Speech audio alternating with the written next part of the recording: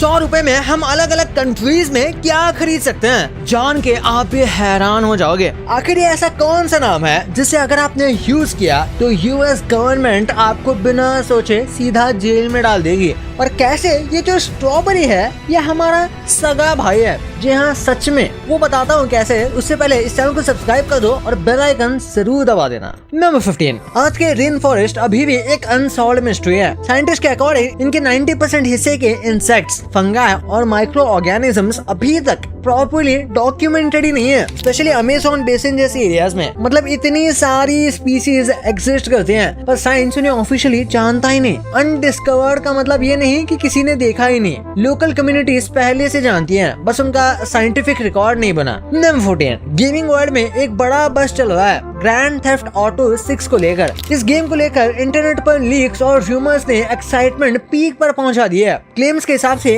Game में 700 से भी ज्यादा बिल्डिंग्स, एक massive vice city inspired map और सुपर एडवांस एआई सिस्टम होगा। साथ ही साथ कैरेक्टर अपना वेट चेंज कर सकता है, अंडर वाटर एक्सप्लोरेशन कर सकता है और रियलिस्टिक एनपीसी रूटीन्स जैसे फीचर्स पे डिस्कस कर सकता है। लेकिन रॉकस्टार गेम ने अभी तक ऑफिशियली कुछ कंफर्म नहीं किया, इसलिए ये फिलहाल एक रूमर ही है। नंबर 13, फीमेल डॉग्स अपने ह्यूमंस को मेल डॉग के कंपैरिजन में ज्यादा क्लोजली ऑब्जर्व करती हैं, खासकर उनकी कंपीटेंस पर। जब लोग एक टास्क जैसे खाने का डब्बा खोलने की कोशिश करते हैं तो डॉग्स उन लोगों पर फोकस करते हैं जो सक्सेसफुल होता है, क्योंकि इन्हें रिवॉर्ड मिलने का चांस होता है। एक रिसर्चर के हिसाब से ये बिहेवियर एवोल्यूशन का रिजल्ट है, जहाँ फीमेल डॉग्स ने बेटर फोकस और ट्रेनेबिलिटी डेवलप की है। नंबर 12, गेमिंग का स्केल समझना है तो ये नंबर सुनो। कॉल ऑफ ड्यूटी के प्लेयर्स ने मिलकर 25 बिलियन आवर्स से ज्यादा गेम प्ले कर लिया है, जो लगभग 2.8 मिलियन ईयर्स के बराबर है। ये किसी एक प्लेयर का नहीं बल्कि मिलियंस ऑफ गेमर्स का कंबाइंड टाइम है। सोचो, इंसानी हिस्ट्री से भी ज्यादा टाइम सिर्फ एक गेम सीरीज पर स्पेंड हुआ है। ये दिखाता है कि गेमिंग आज सिर्फ टाइम पास नहीं बल्कि एक ग्लोबल ऑब्सेशन बन चुका है। नंबर 11, यूनाइटेड स्टेट्स में बेबी का नाम रखना इतना इजी नहीं होता जितना लगता है, क्योंकि हर स्टेट के रूल्स अपने अलग होते हैं। जैसे कि आप सांता क्लॉस या मसाया जैसे नाम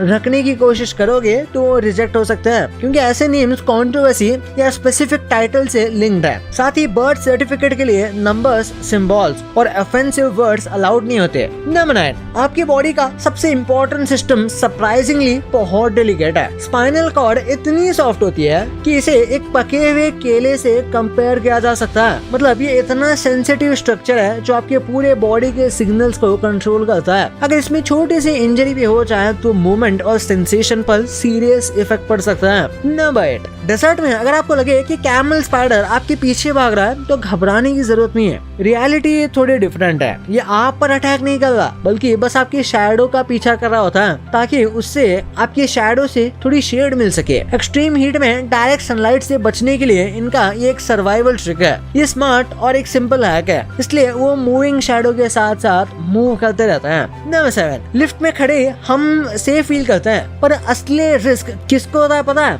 उन लोगों को जो एलिवेटर्स की मेंटेनेंस करते हैं, क्योंकि एलिवेटर टेक्नीशियंस को नैरो शाफ्ट्स, हेवी केबल्स और बहुत मशीनरीज के बीच काम करना पड़ता है। कभी कभी वो मल्टी फ्लोर हाइट पर सस्पेंडेड होते हैं, जहाँ एक स्लिप का मतलब डायरेक्ट फॉल हो सकती है। मेंटेनेंस के वक्त लिफ्ट कभी भी अनएक्सपेक्टेडली मूव भी कर सकती है, और वही सबसे बड़ा रिस्क है। मतलब जो लोग आपकी सेफ्टी इंश्योर करते हैं उनकी जॉब खुद बहुत ही डेंजर के साथ आती है। नंबर 6, आपका डीएनए सिर्फ ह्यूमन से नहीं बल्कि स्ट्रॉबेरी से भी कनेक्टेड है। ह्यूमंस लगभग आधा डीएनए स्ट्रॉबेरीज के साथ शेयर करते हैं। सुनने में वियर्ड लगता है पर बेसिक बायोलॉजिकल प्रोसेसेस काफी सिमिलर होते हैं। दोनों में बेसिक लाइफ फंक्शंस के जीन्स सेम टाइप के इंस्ट्रक्शंस फॉलो करते हैं, जैसे सेल्स बनाना, रिपेयर करना और एनर्जी प्रोड्यूस करना। मतलब नेचर ने हर लिविंग थिंग को एक फंडामेंटल फ्रेमवर्क से डिजाइन किया है। हम और स्ट्रॉबेरीज ऑब्वियसली अलग है, लेकिन लाइफ का इंजन काफी यूनिवर्सल है, और यही चीज सच में एक माइंड ब्लोइंग है। नंबर 5, क्या आपको पता है कि कुछ लोगों की इनर वॉइस ही नहीं होती? मतलब जब भी हम सोचते हैं या फिर कुछ विजुअलाइज करते हैं तो हमारे अंदर एक माइल्ड सी आवाज आती है जो सिर्फ हमें ही सुनाई देती है, और इसमें हमारी थिंकिंग बहुत इफेक्टिव होती है। लेकिन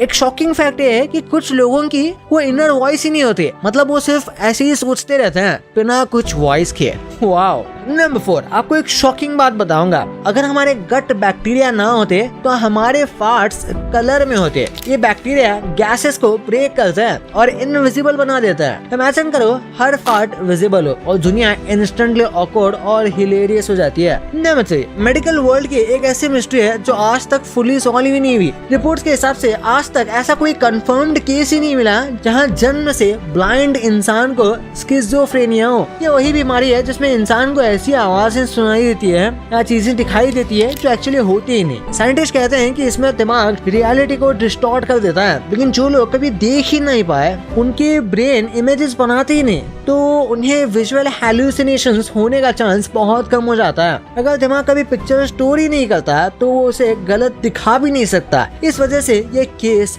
बहुत ही रेयर माना जाता है। नंबर 2, क्या आपको पता है यूएसए में एक ऐसा एआई है जो लिटरली ऑपरेशन कर रहा है। इसका नाम है da Vinci surgical AI system. ये सिस्टम कैंसर, हार्ट और कॉम्प्लेक्स सर्जरीज में यूज होता है। सर्जरी के टाइम डॉक्टर इसे कंट्रोल करता है और इसके रोबोटिक आर्म्स इतने प्रिसाइज से मूव होते हैं कि ह्यूमन हैंड से भी ज्यादा इससे स्टेबल और एक्यूरेट रिजल्ट मिलता है, जिससे सर्जरी में ब्लड लॉस कम होता है और रिकवरी भी फास्ट हो जाती है। लेकिन ये सिस्टम खुद से डिसीजन नहीं लेता, डॉक्टर ही इसे गाइड और कमांड देते हैं। और ये दिखाता है कि फ्यूचर में एआई डॉक्टर जैसे हाईली क्वालिफाइड प्रोफेशन की भी जॉब ले सकता है। नंबर 1, आज हम देखेंगे कि 100 रुपए में अलग अलग कंट्रीज में क्या मिल सकता है। स्टार्ट करते हैं इंडिया से। इंडिया में अगर हमें 100 रुपए मिले तो दिल्ली जैसे शहर में हम सुबह 10 की चाय और 5 के पार्ले जी बिस्किट के साथ अपना ब्रेकफास्ट कर सकते हैं। उसके बाद लंच की बात करें तो हम दिल्ली के फेमस स्ट्रीट फूड 30 रुपए के एक प्लेट छोले कुलचे खा सकते हैं और जो पैसे बचेंगे उनमें हम हाफ प्लेट मोमोज और 20 वाला गन्ने का जूस पी सकते हैं। अब नेक्स्ट कंट्री है नेपाल। नेपाल में अगर हमें 100 रुपए मिले तो ये नेपाली करेंसी में लगभग 160 के बराबर होता है। इस बजट में हम सुबह सुबह 30-40 की चाय और 10-20 रुपए के बिस्किट के साथ अपना ब्रेकफास्ट कर सकते हैं। उसके बाद नेपाल का फेमस सेल रोटी जो थोड़ा डोनट जैसा दिखता है वो हम 40 से 50 रुपए में ट्राई कर सकते हैं। फिर लंच के लिए 80 से 100 रुपए का एक प्लेट मोमो खा सकते हैं। इसका मतलब नेपाल में 100 रुपए के अंदर हम एक प्रॉपर मील और 2 स्नैक्स कवर करके आधा दिन कंफर्टेबली गुजार सकते हैं। अब पाकिस्तान की बात करें तो पाकिस्तान में 100 रुपए इंडियन करेंसी लगभग 300 के आसपास होती है और इसके साथ हम यहाँ सुबह सुबह 50 से 70 रुपए की चाय पी सकते हैं और 30 से 40 रुपए के रस्क या बिस्किट के साथ ब्रेकफास्ट कर सकते हैं। लंच के लिए 100 से 150 के आसपास की हाफ प्लेट बिरयानी खा सकते हैं और जो पैसे बचेंगे उनमें हम कोई शरबत या लेमोनेड ले सकते हैं। इसका मतलब पाकिस्तान में 100 रुपए के अंदर हम ब्रेकफास्ट, एक मील और एक शरबत पी सकते हैं। यूएस की बात करें तो अमेरिका में 100 रुपए लगभग $1 के आसपास होता है और यहाँ इतने पैसे में हम बेसिक चीजें भी अफोर्ड नहीं कर सकते। सुबह लंच या डिनर की बात तो दूर की बात है, $1 में हम सिर्फ 2 छोटे चिप्स के पैकेट ही ले सकते हैं। अब लास्ट कंट्री है वियतनाम। वियतनाम में 100 रुपए लगभग 28,000 वियतनामीज डोंग होते हैं, जिसे अगर हम स्मार्टली यूज करें तो कल तक का खाना खा सकते हैं। जैसे सुबह 15 से 20,000 का बाहमिन जो वहाँ का एक डिश है और साथ में 5 से 10,000 की आइस टी ले सकते हैं और जो पैसे बचेंगे उनमें 5 से 10,000 का एक और ड्रिंक या स्नैक ले सकते हैं। इसका मतलब वियतनाम में 100 रुपए के अंदर हम 2 प्रॉपर मील्स प्लस 1 से 2 ड्रिंक या स्नैक्स कवर करके आधे से ज्यादा दिन इजीली सरवाइव कर सकते हैं, वो भी टेस्ट और वैरायटी के साथ। भाई ये तो ठीक है, लेकिन आपने यूट्यूबर्स तो बहुत देखे होंगे, लेकिन यही यूट्यूबर्स बिहाइंड द सीन्स ऐसे जॉब्स करते हैं जिसका आपको अंदाजा बिल्कुल भी नहीं होगा। और यूट्यूबर्स से याद आया, ऐसे यूट्यूबर्स भी हैं जो आपकी फेवरेट मूवीज में काम कर चुके हैं और आपने इनको कभी नोटिस ही नहीं किया। और ऐसा कौन सा खिलौना है जो इंसानों की तरह एज होने के साथ साथ अपने बाल खोने लगता है? ये कौन सा खिलौना है इस वीडियो में पता चलेगा, तो इसे जाके अभी के अभी देखो और अभी तक चैनल को सब्सक्राइब नहीं किया तो सब्सक्राइब करके बेल आइकन जरूर दबा देना। तो मिलते हैं अगले वीडियो में, तब तक के लिए बाय।